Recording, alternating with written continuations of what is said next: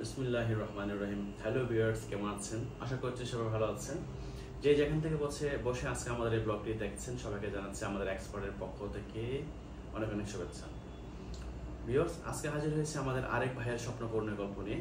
আমাদের মালয়েশিয়া থেকে আমাদের আরেকজন ভাইয়ের ফ্লাইট হয়েছে আলহামদুলিল্লাহ, মালয়েশিয়া থেকে রোমানিয়া। ওনার নাম হচ্ছে জুয়েল রানা। আপনারা দেখতে পাচ্ছেন তার মালয়েশিয়া থেকে ভিসা, মালয়েশিয়া থেকে রোমানিয়া ভিসা এবং তার ম্যান পাওয়ার, টিকিট সবকিছু আমরা বাংলাদেশের অফিস থেকে বুঝে দিয়েছি। সে মালয়েশিয়া থেকে ভিসা পাওয়ার পরে বাংলাদেশে এসেছে, তারপর বাংলাদেশ থেকে ফ্লাইট করেছে।